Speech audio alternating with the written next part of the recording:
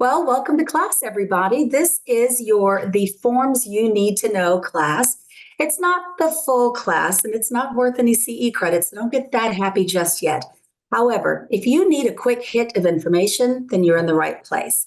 My name is Mishika Guillory. I'm going to be your instructor guide today to get you through a few key contracts. And I'm joined here today with my wonderful colleague. I'm Crystal Clark, and I am with HAR Professional Development. And I will be here to throw out a couple of questions at Mish as we go through this that you might also have and see if we can get you some answers up front. Awesome. So friends, we're going to only do select forms. Not every single form of the 19 new ones will be covered today. We're going to give you some information towards the end of this session so that you can get the full-blown class with everything you need. So for now, let me share the presentation with you so you can see what we're going to see. First things first, we need to go ahead and read our compliance statement. So HAR expects all meetings and events to be conducted in a professional, ethical, and lawful manner, including in adherence to all antitrust laws. Accordingly, discussion of any matters relating to practices that may restrain trade or be considered anti-competitive is prohibited. For example, the following discussions between attendees are always prohibited: that commissions should be set at a fixed price or rate, a boycotting of other companies or competitors, or a refusal to show a property to a consumer based on the commission being offered. Any discussion inconsistent with this policy will not be tolerated. So, dive straight into today's class. And what we're going to show you are the full objectives for the entire course. Some of these things will be covered more in depth in the full 3-hour class. So what we're going to show you is only about the changes to existing Texas Realtors forms and some of the new forms that were created. You won't see any conversation about any TREC forms because this class is not a result of anything that has anything to do with TREC. This is all as a result of the settlement that the realtor organization is involved in. So this is only going to be about our contracts and forms. We're going to show you how the changes have occurred in the forms, what they look like, and give you a little bit of information on just how to use the forms with the new changes. What we can't do is give you every situation that you could possibly come up with and how does the form work for this. We're not hitting every contract clause either. We're just hitting the highlights, which is all the new stuff, all the goodies, right, Crystal? That's and right. then we're going to have a little kiss of conversation about rule changes in the MLS. And we'll give you a little hint about how you can still share information about compensation that's being paid to buyers' reps and not violate those settlement requirements to keep that out of the MLS. So, Crystal, you ready to do it? Let's do it. Okay, friends. All right. The next thing we need you to know is, ironically, we're going to show you a bunch of stuff and it could change literally tomorrow. As a matter of fact, we are expecting even more changes to come from Texas Realtors. So take what you see here today with a grain of salt. Read everything that gets sent to you from HAR and Texas Realtors because they'll be telling you about the updates. Right, Crystal? Anything you want to share with our friends who are looking at this? Well, the best thing to do right now is just to stay prepared. Keep yourself in the loop because even though things could be changing, you need to know what's already happening right now. So don't Awesome the last information. Amen. And you know, when we're in a class, what we usually tell people, because there's about 400 of us in class, is that logistically, we're just not going to get to every single question everyone has. But that's not something that we like to do at HAR. We really do want to help you. So here's some extra information that you can use right now. So if you have questions or comments about some of the forms that you're going to be looking at today, you can go ahead and contact Texas Realtors by using this email, forms@texasrealtors.com. And if you have a question in the moment while you're actually in negotiations, conversations, or filling out the forms, call the legal hotline at Texas Realtors. Here is your phone number. It does close every day at 4:30, but that's live on the spot information to help you out. Again, we can't cover every single thing in here today, so we just didn't want to leave you without some help. So here we go. This is the list of all the forms that matter right now, that are either already in existence and they changed a little bit. Those are the ones listed in black. The ones listed at the bottom in red are the 3 new forms that have come about as a result of our settlement agreement. So during the regular class, we cover everything here except for the 3 you see highlighted in yellow. But we're going to go ahead and tell you this. When you do take the full class, it's kind of set up in a way that kind of helps you comprehend all that information. And it's a lot. Crystal and I know we've been watching people just massively absorb all this information. So in that first hour, when we do this full course, you're going to find out about listing contracts and the addenda that are associated with it, because there's a lot. And then after that first hour, we come back from break. Then we get to tell you about the buyer side of a transaction. You can't discuss the buyer side unless you already know that there's a listing out there and what's happening with the listing. And when all that's said and done, the third part of the class, we start talking about compensation agreements and making sure you're clear on who is paying whom and how you're getting paid. So there's a whole bunch of good information, but again, this is our abridged version. So let's start with 1101. It is your residential real estate listing agreement, your exclusive right to sell. So first thing that we tell people in these classes is that this is not a form promulgated by TREC. You just won't see it there. It's a Texas Realtors thing. So if you're looking for that on the TREC side, come on back to the Realtor side. That's where it is. Here is the first thing everyone sees in these courses. This is where the big change happened. It's paragraph 5, talks about your broker compensation. Crystal, this is it right here. This is where it starts and stops. This is the star of the show. If we don't get this straight in the beginning, nothing else makes sense. We got to start with a listing, right? Right. So it's got 3 key components. There's 1, 2, and 3. So let's just break it down and make it easy to look at. The first thing you're going to see is this statement. And my friend Crystal and I know this statement shows up everywhere. It is literally in all of the forms, new or redesigned. We're all going to be dreaming about it eventually. You'll have it memorized, right? Yeah. So what we're going to do is, this thing is bold-faced and it's underlined. And that means something when Texas Realtors does this in a form. It's kind of like all caps in social media. We're kind of yelling, make sure you go over this with your client. Please stop and read.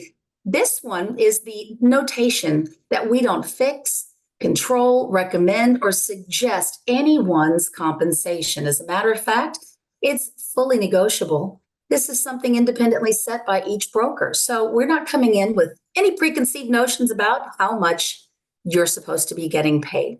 You talk about that with your client. Now, to further go through paragraph 5, take a look here. You're going to have a choice. You're not filling out both boxes. And we've seen some of our colleagues who are a little adventurous and they had not taken class yet fill in both boxes. This says A or B. So let's start with A, friends. This one is the box you'll fill out when your seller client is going to pay commission to you and is aware that you're going to take some of your commission and share it with the broker that brought the buyer. So there was no more conversation. I didn't know that I was paying my listing agent and that some of that money also paid for the buyer's agent. We eliminated that confusion, although let's just admit this. Texas Realtors rocks.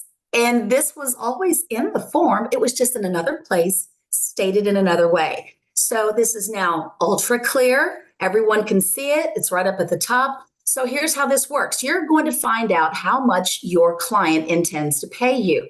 It's either going to be a percentage or a flat fee. Fine. But of this amount, well, how much are you going to get to share with the person who brought the buyer, with that other broker? We want you to catch something, though. You're not going to automatically fill in everything, this percentage or dollar amount and this percentage or dollar amount. And Crystal, I already know, I can see it in your face. You're wondering why. Let me tell you why. Because option 2B speaks to payment that's going to be shared with a sub-agent.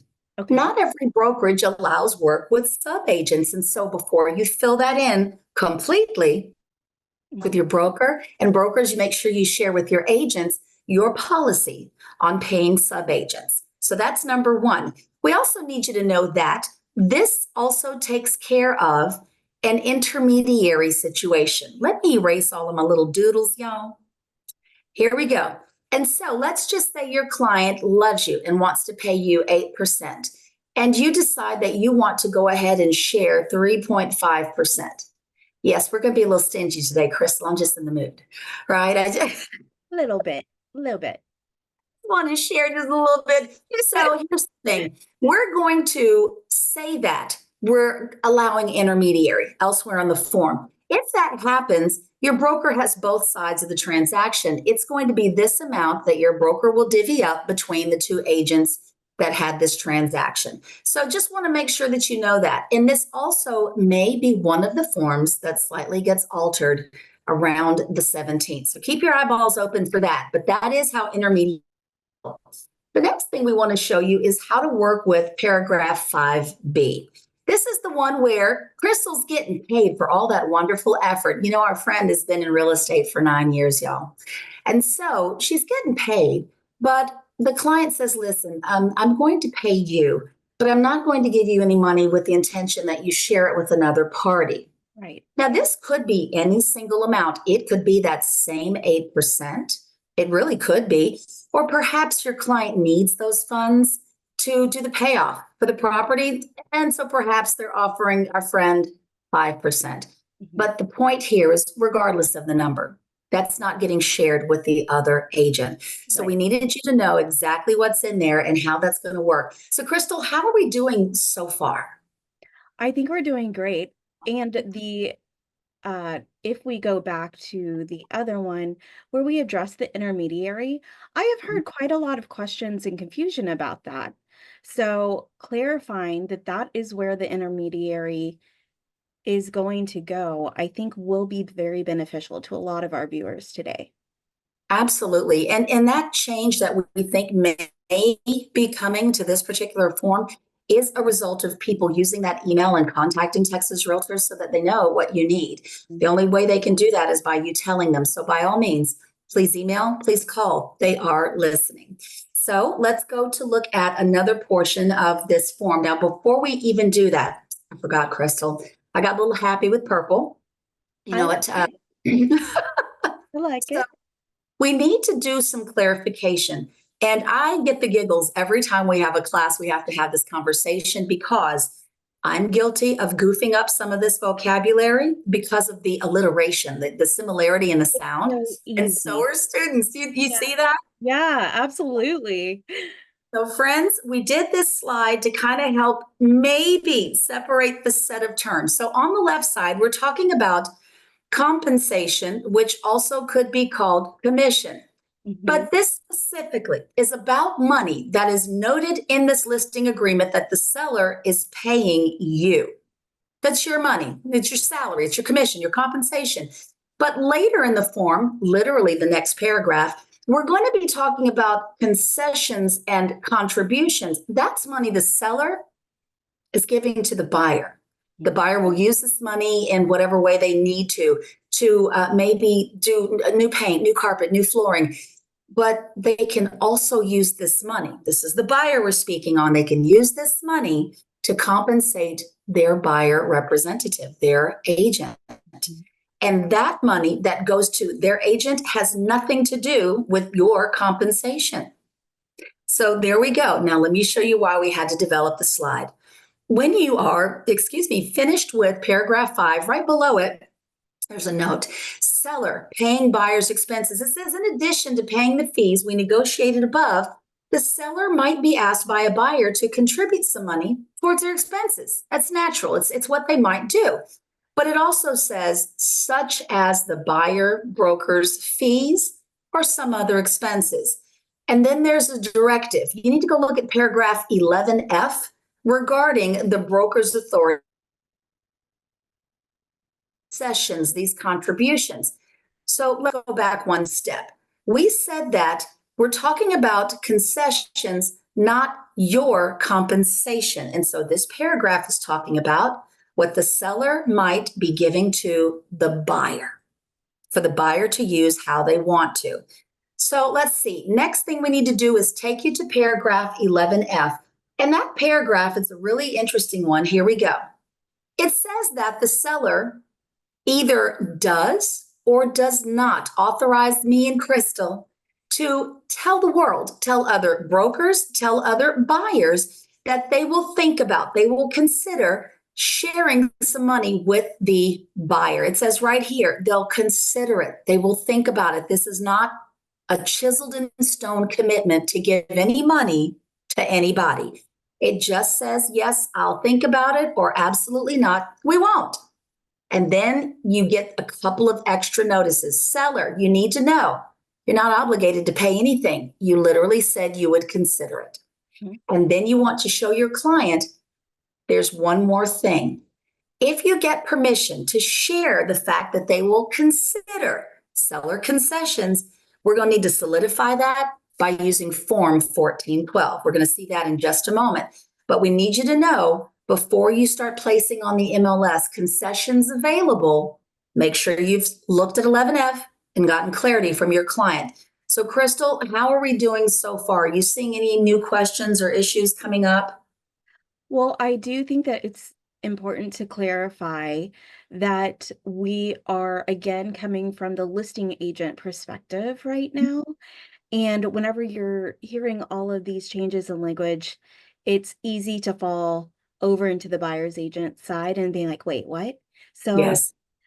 we're talking about the buyer or the buyer's getting paid by the seller for Mhm. however they want to use this. Um, That's and perfectly stated. I mean, seriously. And Crystal, take a look there. We did it again. Bold-faced, underlined. We need you to say something to your clients. Make sure that you show them.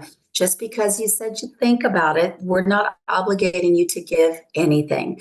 So one more thing. I forgot about this one, Crystal. You know, I said that Texas Realtors is the bomb. I mean, they're fantastic. They have had our backs for a long time, right? yes, without a Here's doubt. Right? So here is the paragraph rather that says we don't fix or control or recommend anything with regard to how much we are paid. That was always there. We expanded it a little bit. We brought it from 21 all the way up to 5, but when I tell you lots of was taken care of already, Mhm. amazing.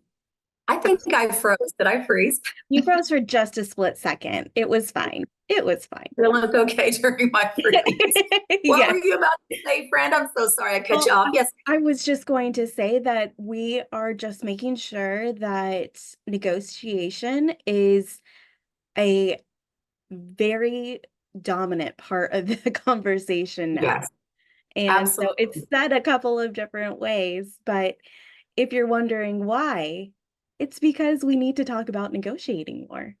I agree. That's a really good point, actually. Thank you very much for that. Friends, we're going to do this one super quick. It looks almost identical, but this is your exclusive right to lease form. So it also has all of this compensation conversation up in paragraph 5 for continuity's sake. And so it does have the same components. We have that notice that just says negotiation, right, Crystal? That's what we're doing here. We need to Negotiation. negotiate it. Nothing's set in stone. And then we move over similarly to paragraph 5A. It's when the broker's fee is taken care of and there is additional funds if an other broker comes in to bring in the tenant. And so, as we said before, A1, we're going to talk about what you're getting paid. If there's a unique arrangement you have, there is a blank here for you to do something else besides what we pre-wrote for you. And then in part 2 of this slide, here we go. This is where we take a percentage of that and share that with the agent. Don't forget, subagency is not allowed in every office. So again, before you agree to give funds to that person, make sure you have clarified with your broker, tell your agents.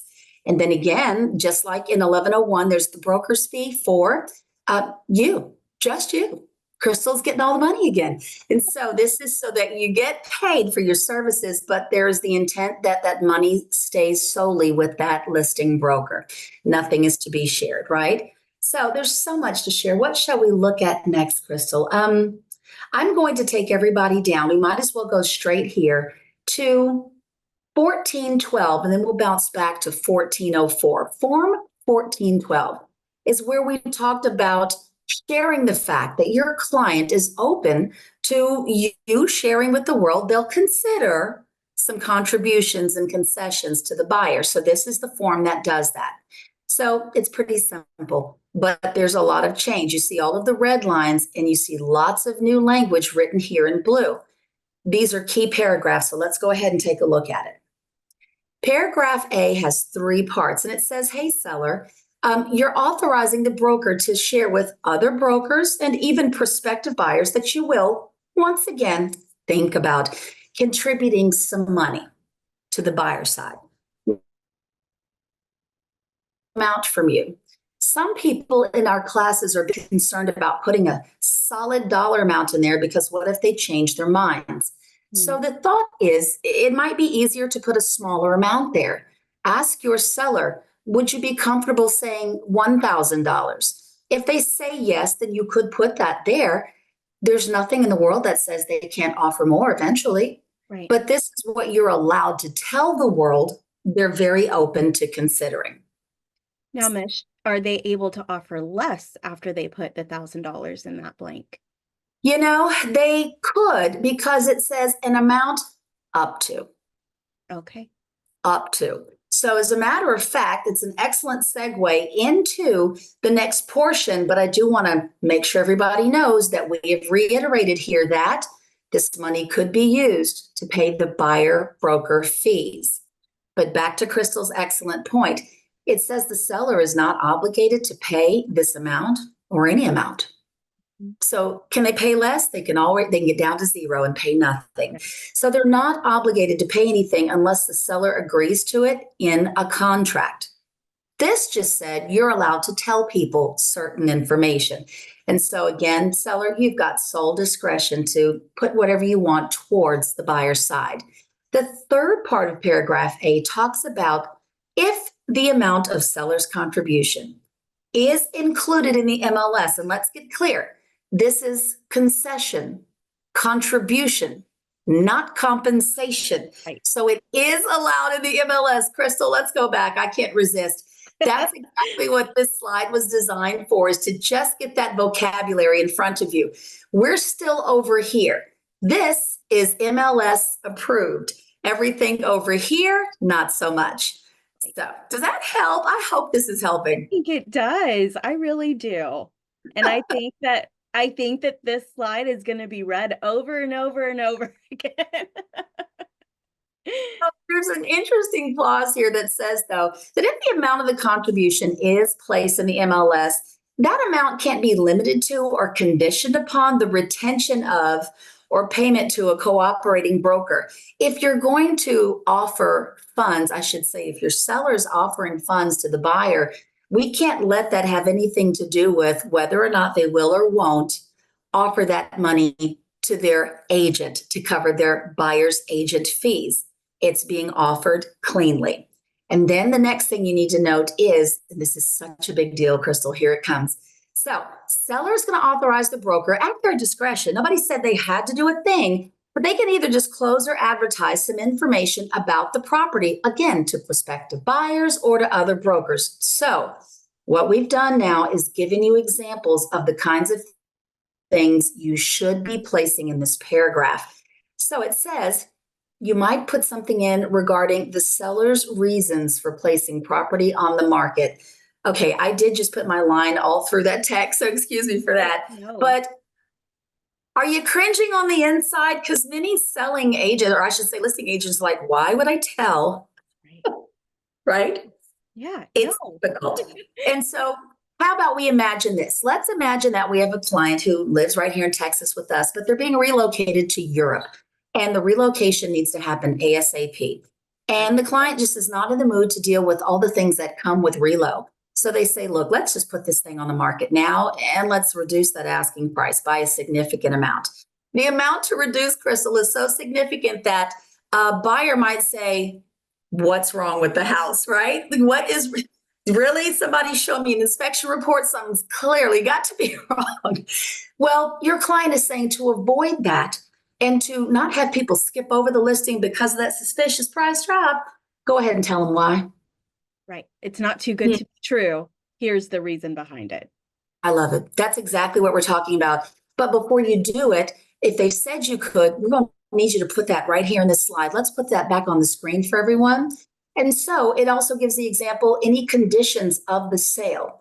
Well, let's just say you're working with an investor who likes to purchase 1 to 4 family, single family rental homes. And they may decide, well, instead of purchasing, we got to sell something now. I need to get rid of some properties. I've got 10 properties listed. Well, you can't just purchase one at a time. I need you to purchase a package of 3. So this, and this listing must be purchased together. They're all in the same neighborhood, the same block or something. And I've seen it. So there might be a condition. And then, Crystal, here it comes. I'm winding up for the pitch, friend. It says things like terms are negotiable, bring all offers, stuff we just used to automatically put in the listing needs to show up on this form. Right. Yeah, this one is going to shock a lot of people because they're like, whoa, I can't even do this in the agent remarks. Friends, we're talking about communicating with other brokers as well as buyers. If it's going in the MLS anywhere, if you're wondering, should I put it on this form? Here's the advice. When in doubt, fill it out. Crystal, that's the best I could do. When in doubt, fill it out. Just put it all out there if you're going to be putting it on the MLS. That's it. That's it. So friends, we don't want to be accused of having said something we didn't get permission to say.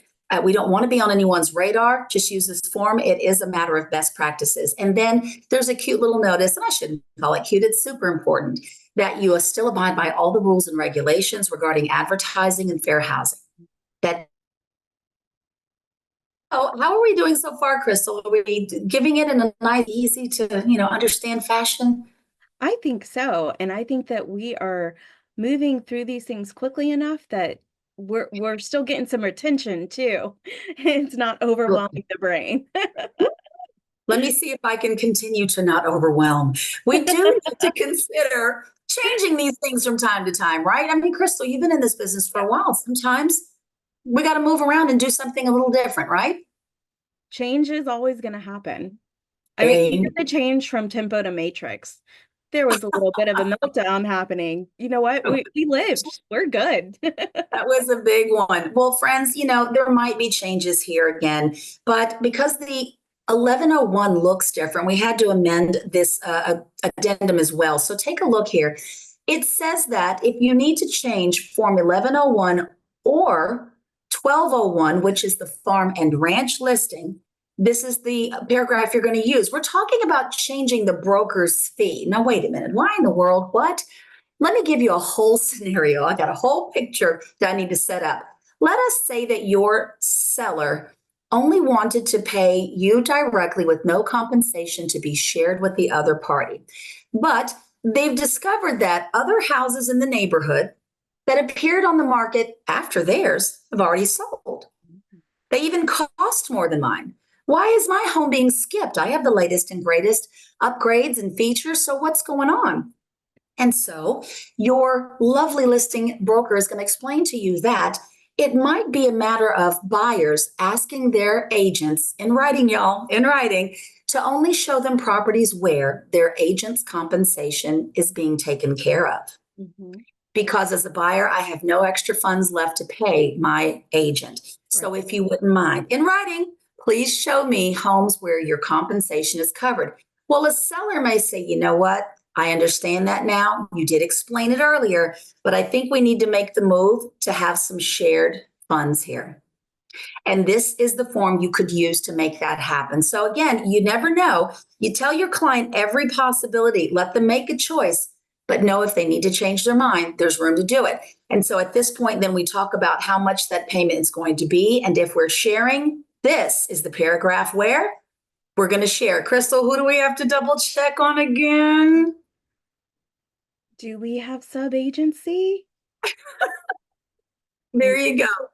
Save stuff in there. See, she's catching on. But y'all, it's the way you're going to change things. And then don't forget, y'all know, Crystal, come on, it's everywhere. It's right. We're not setting these, right? It's It's just there. So friends, we've got a lot of other things we'd like to show you. But right now, because this is such a brief course, we want to skip right on over to, you know what? Let's go ahead and do it. We're going to go to the buyer's rep side. I usually reserve this for class, but we're going to go ahead and let the cat out of the bag. I usually ask agents, can a buyer or tenant have more than one buyer tenant rep agreement signed at one time? We get a bunch of answers, and Crystal already has the right one. The answer is yes, they absolutely can. So there's more to tell you about that in the office, in the class, but just rest assured, the answer truly is yes. And the new, I shouldn't say the new, the adjusted 1501 buyer representation agreement has some language in there to make sure that you're clear on it. So we need you to know that there's a slight title change. It is the buyer representation form, and it is the long form now. That's the only thing we added. You see that right here? It's the long form. And so the big change on that first page comes right here. It's in clarifying the market area where we're going to work with this buyer or tenant. I have advice for you. Please insert a specific property address, perhaps a subdivision, maybe a specific zip code. Now we're going back to Crystal. What Crystal said was someone could have multiple BRAs signed with multiple agents. And that's because Crystal can represent someone in area code 77036, while I represent the same person in 77084. Perhaps she's working with someone. Give me a school district, Crystal. What's a nice school district you like? Let's go with Sci-Fair. Okay, so she's shopping with someone who is looking to stay in the Sci-Fair school district, but then they thought, I'm not really against maybe moving a little further south and being in the Fort Bend Independent School District. So multiple people. And then moreover, I'm going to place the slide back up. Take a look at the advice down here. Be careful not to put simple blanket statements like Texas. That's my market area. So in class, I like to ask people about unique features of Texas. Many people cannot answer the question, and we're not going to let that cat out of the bag. You'll find out when you take class, but I usually cannot get an answer. And that is proof right then and there that we are not geographically competent in every single nook and cranny of this entire great state of Texas. So again, we want you being specific with your market area. I love this change. So we also need you to look over here. All of your compensation was moved up, from paragraph 11 to 7. Why there? So we can get it all on one page. That was the simple information from our attorneys, is we just need to get it on a page so everybody can see everything. And so, Crystal, my friend, go ahead and share with the people. They already know what this thing is. What is this thing? Can you see it? We are not setting anything. We are negotiating. Here you go, friends. But guess what, Crystal? There is a unique sentence added on to the same notice, and it is circled here in red. And what it says is the broker who is representing this buyer or tenant is not allowed to receive compensation for their services from any source that exceeds the amounts that you wrote down in this BRA. Now, that goes against what a lot of people know. And let me show you why. Because see, down here in the older previous versions, in paragraph 11D, which is where we talked about commissions, it said that if a seller, landlord, or their agents are offering some money in excess of the compensation, well, they could have that. And we're talking about things like marketing incentives, bonuses to cooperating brokers. And it says right next to that the broker can retain that additional compensation to the commission, and the client would not be responsible for payment of that money. Things have changed. If you're expecting to get something, well, your client indeed is responsible for paying it to you. So we're letting you know now, if you expect it, you need to notify the buyer because they may be the ones responsible for paying. So take a look. Your broker's fees. When earned and payable, it says the client, your buyer tenant, is going to be the one that pays you. It's right there. And friends, this isn't new. It's always said this. So there you go. This person is expected to pay you this percent or dollar amount in the case of a purchase, this percent or dollar amount in the case of a lease. But one more time, y'all, it is your tenant or buyer client who is going to pay you. So let us move forward just a little bit. But What we're telling our buyer tenant clients is this: we're going to try to get this compensation first from the other party, the seller, or their agents. So yes, this is what we see a lot more often than anything, but we have to be clear. This hasn't changed. Buyer, you would be responsible for your agent's fees. But if they can get them from another party, then that's where they will get them from.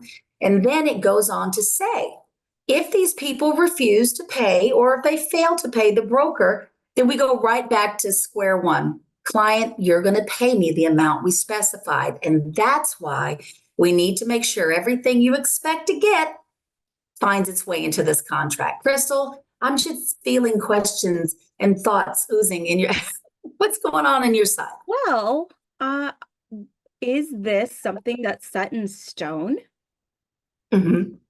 Okay, so everything could be amended, but Mhm. it is what it says is, client, you're responsible for paying me. You did secure me and you asked for me to provide my services. So, in a natural flow of things, you asked me to provide services. I'm telling you what I charge for said services. The bonus here in the real estate world in Texas is that I could also get this money from the other side. Right. So, in this manner, yes, we'll say it's set in stone. Anything can change, and there are ways to make those changes, Mhm. but this is square one. And so, we need to make sure everybody starts to read this to their clients, review it with your clients, and make sure that everyone's on the same page. I'm going to skip over a couple of those clauses because I need to get to something that's key here. And we're going to talk about, let's see, we're going to take you to, yeah, this is a bigger deal here. This is the new buyer tenant representation agreement, except this one is the short form. The short form is the one that says, I'm probably just going to show you houses. That's it. We're just going to go on a tour. So let me go ahead and give you the form. It's one page, living up to its name, truly a short form, not much to see here. So let's one bit at a time. The parties will be named. That's you and this person that you're either taking on a property tour or entering into a full agreement with. And they're appointing you as their representative. This is a full blown agreement to represent you, but to do a couple of different things. Don't forget your market area is still key, and you can set this for as long or as short as you need to. And then, Crystal, friend, here it comes. This is the big part. You have two choices to make, and we go into this deeper into class, but you can use this form to either provide full blown services to your client, Mhm. or if your client says, I'm not ready really to buy anything, but I do just want to look at some properties. Can you show me some property? Yes, you can by clicking option 2, showing services. Now, there's a lot of discussion about this in class, and I mean a lot of good discussion. But the one thing I think Crystal and I can talk to you about now is this portion. The client will pay the broker a fee for doing just property showings. And Right. so, Crystal, I'm going to drop this slide because this is where we have conversations with people about figuring out what your time is worth, right? Mhm. Yeah, because with the short form, you almost could be turned into Uber for showings. You know, Oh, it's if you click that showing services one, and you don't have the full access to be their representation, then mm, you gotta really absolutely. judge. And so let's show you all exactly where Crystal's at. Right here, you select showing services, and then there's a description that says broker will provide the client with access to the properties. That's it, y'all. You're literally showing properties. So the question becomes, if they don't purchase a property and all you did was drive them around town for a weekend or a day or so, how much is that worth to you? Now, there's not some kind of prescription or restriction for how you charge for doing what you do. This can be anything. And watch this, Crystal. We are not recommending fixing, setting, or controlling what you charge, okay? But what we need you to know is it could be a flat fee per hour with a minimum number of hours set. Mhm. You could charge by the drive radius. The furthest two houses, if they're within a 5 mile radius of each other, this is the fee. But if the furthest houses are 10 miles away from each other, this is the fee. If someone says, I need to see it all, I need to go from Katy to the ship channel, okay, right. That's her whole face, y'all. It matters what they need from you. So decide how you want to do this. It could be per number of properties that you go see. I don't know. Right? You can do anything you need. And Crystal, let me drop this bomb on you, friend. If you're showing someone new construction, I don't know about you, but I almost always had a nail or screw in my Every time. stuff under construction because those sites oftentimes have all of this stuff on the ground. Well, if you have to get tires replaced, you have long since used up your warranty. Did you get enough money to at least cover a tire and an oil change? You need to think about your worth. Crystal, did you want to share anything with our colleagues about that? Well, I think that that's an amazing point that you make about just the cost of doing business. You have to cover yourself. They know me at my discount tire. I walk in and they're like, "Oh, the realtor is back," you know? So Yes. your time is so valuable. Make sure that you are representing that to your clients. Yeah. And they are your clients at that Yeah. moment. So, Crystal, hang on to your hat, friend. I've got something new coming up. Ready? I couldn't resist. I had to put a little froggy in the mix. He's so cute to me. It's a But robot frog. it's a robot frog. And so what he says is, hang on, we got a little something else to tell you. During the training of all of us instructors by our wonderful attorneys at Texas Realtors, one that came up was this point right here. And it was make sure that you're clear. When all you do is show property, provide access, go on a tour, you're not necessarily the procuring cause of sale if that is all you did. And your client at that moment, whose relationship is finished with you, goes to a different broker and enters into contract and actually closes. And so, if it's going to break your heart or otherwise increase your blood pressure to know you did all the touring in the heat, right? But someone else got the Tired. glory, then you need to set whatever fee you charge appropriately because it is likely that this can happen. We also need to let you know as well that using the 1507 does not necessarily apply to rental properties. Best practices say use it anyway. So there you go. We've got a whole bunch to share about this one, but we're just going to make you come to class, y'all. We do this every day. So we want you to come to class. Crystal, I know she's got information to share with you all a little bit later. When are we going to get that up for them, Crystal, to see? Oh, for our classes, I will put up a QR code and you can actually sign up at her.com /edu and put in the little search bar forms you need to know, and it will bring up the calendar of classes. And she's going to show you that a little later so that you all don't have to memorize all these great facts. We know we're giving you so much. There is a slide up on the screen, and this is one that maybe we can show you that now. And it just kind of says that when it comes to Form 1507, agents, please consult with your brokers about whether or not they're going to allow the use of said form. They may not want showing only as an option inside of their brokerage. Right. Brokers, you also need to make that clear to your agents. Will we be using the 1507? There's one tiny notation at the bottom of this form, and it says, if you use the short form 1507 and you're opting to use full services, you may do that because you feel it's easier and less intimidating to the new buyer. But we need you to be aware that an understanding of all the terms in the long form may not necessarily be cleanly applied to the short form. So again, ask yourself, do we want to use it or not? And again, make sure everyone in your office knows that and it works its way into your policies and procedures manual. There's one small notation that also came from our attorneys at HAR. This is a gentleman named Grant Harpold. I think he is fantastic. Grant has a great sense of humor, but he is such an intelligent man. He says that, yes, it is possible that your buyer tenant client says, look, I really cannot afford to pay you out of form. Oh, I froze. I can't afford to pay you out of pocket per that form. So can you please only show me properties where your fee is covered by the listing agent? Make sure you get that in writing from your client. I don't mean a text. maybe an email. Perhaps your broker will have a form that a lawyer writes for them to get that consent made clear. But be careful about how hard you push people in that direction. You don't want to look like you steered anyone. Right. It looks like you've got, right, Crystal, your best interest in mind. At the same time, Grant brought this to my attention. He says, while we're pushing to not steer, be careful to not even mention it as a choice. You have an obligation to mention that it's a choice. So you don't want your buyers saying, I ended up buying a house where I had to come off extra money to pay my broker that I didn't have. I didn't know that I could say that I don't want to see those homes. And you just don't want to be accused of not having given your client an option to do both.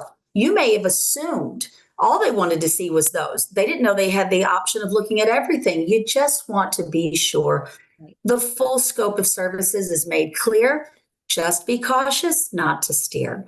And we're going to give you this. If you have a moment, you have a cell phone rather, go ahead and capture this screen, because Texas Realtors knows that the 1507 is unique and it's something different to see. Everybody has a unique set of questions. We've got a user guide and some FAQs to show you how to get through that form.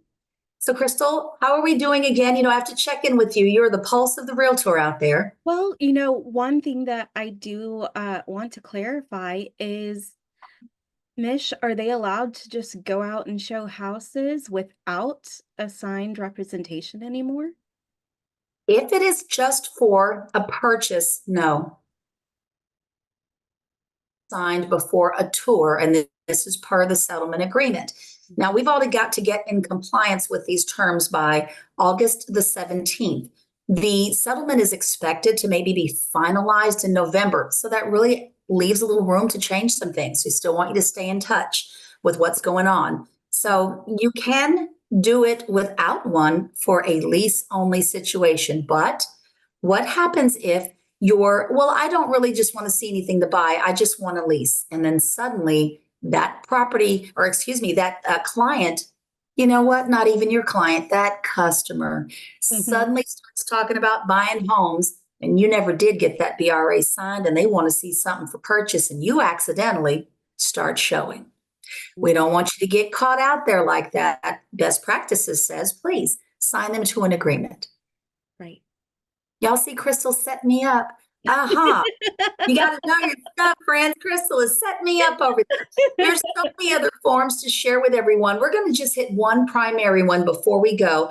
And we want to make sure everyone is clear about how you can secure your commission without the commission being noted anywhere in the MLS. It's going to be using the 2402 compensation agreement between brokers. And friends, this is not a new form. It's always been there. We kind of call this now the replacement for the MLS, which was the place where we could see how much we were getting paid. That's where our unilateral offers of compensation were made. And we were comfortable with that. I can see that. And Crystal, let's go ahead and admit sometimes we would take a screenshot just to make sure we, had that number. For sure. Right. There was no changing it. Wait a minute. Well, it's all gone as of the 17th. And by the way, the MLS should automatically remove references to compensation, not contributions, but compensation by the 17th. Please make sure to check and ensure that it happened for you, but we should be doing that on your behalf. So again, the MLS is that tool to make sure you know what you're getting paid. It's gone. So this form is the one we're going to look at. And we want to make sure that many people have used it, and it's called the ABB as a nickname, the agreement between brokers. If you are doing an agreement between brokers for commission on a lease deal, that's form 2002. And if you're in my world, I love commercial real estate. We have the 2102 for that lease agreement. But let's go ahead and tell you what you need to know briefly, and that is, as soon as you are possibly able, and your client has a serious interest in a property, try to find out if a commission is available from the seller and how much that is. If the answer is yes, go ahead and send the agreement between brokers immediately.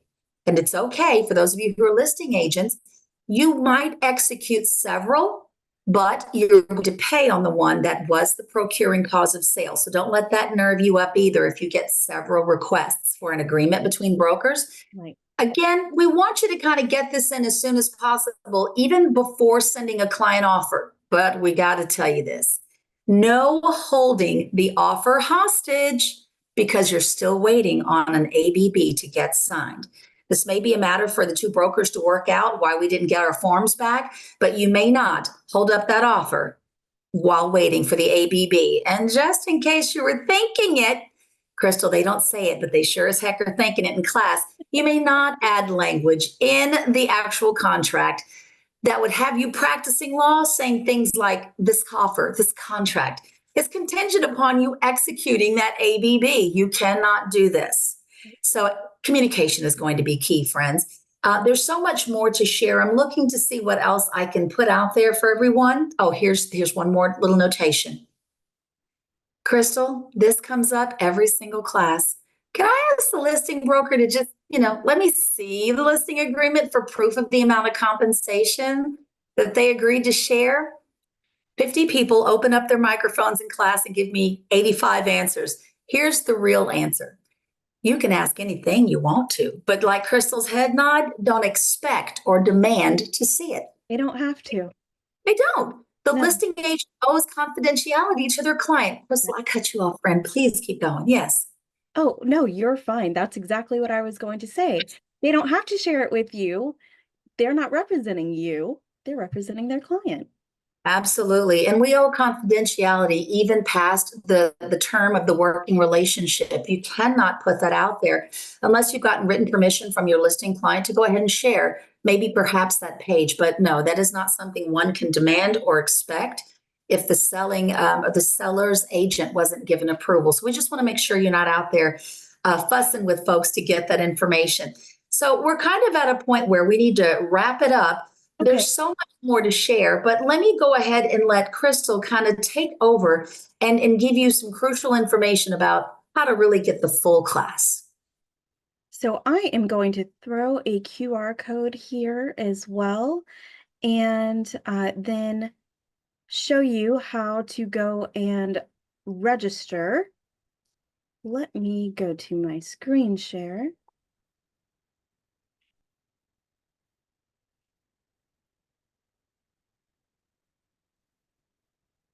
Are you able to see that beautiful QR code? All right, well, if you scan this, this is going to take you directly to the forms you need to know. So you don't have to do any searches. You don't have to type any keywords. Easy peasy. I got it. Awesome. I'm going to leave There this. it is. I got it. Thank you. Great. And then let me take this down. And you already have it set at the class title, the forms you need to know. So it's already set to take you straight there. That's impressive. Well, thank you. And so I am going to take you right here. When you go into hr.com /edu or education, if you just want to type out the whole word, you can search for all of our classes here by keyword or by calendar. But the easiest way is really to type forms. It will pop up forms you need to know, and you just click search and it will take you. You see multiple class times here. We are keeping Mish and our instructors very, very, very busy, y'all. There is, as you can see here, a chance to take these classes. So no excuses. Get all the knowledge you need to feel confident in these changes, because once you get it down, you're not going to be worried about it anymore. Absolutely. And that's sold out. That's still up there. That is not something we did to incite a riot and get you to run and register. It's true. They sell out, They despite do. the fact that they can accommodate up to 500 people. Yes. Mm-hmm. And that's also another note. Our instructors and proctors are maintaining 500 people simultaneously in these classes. It's a big task. So be sure to set your date and get in there. Friends. So, there's so much more to share.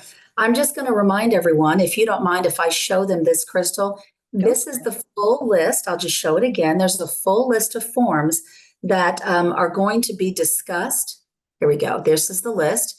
Three of them, I won't have the luxury of time to discuss that in my iteration of this course, but this literally is everything that's on the line right now.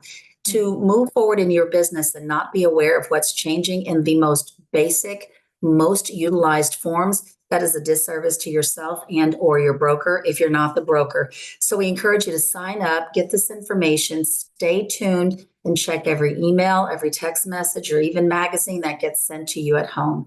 So with that said, Crystal, thank you for letting me do this, and thanks for joining me. It has been very informative and a pleasure. Thank you. Y'all have a great day. We're going to see you in class. Bye, everyone. Bye. Okay, so we also have two new MLS rules coming into effect on the 17th. The first is the buyer representation agreement violation, and the second is the invalid compensation information entered into MLS. The buyer representation agreement violation states that all MLS participants working with the buyer must enter into a written agreement with the buyer prior to touring the home. So you need to have that agreement signed before showing anything. And then our next one is the invalid compensation information entered into MLS. The compensation information of any kind is prohibited in the MLS. This includes remarks, photo descriptions, overlaid information, attachments, etc. There is no grace period on that one. It is an immediate $500 fine. So don't try to circumvent the rules. No compensation in the MLS ever. And we have some awesome FAQ resources, the HR settlement and the HR reality. So you can go to hr.com/settlement or follow these QR codes here. It will take you direct to these pages, and you will find an incredible resource of frequently asked questions.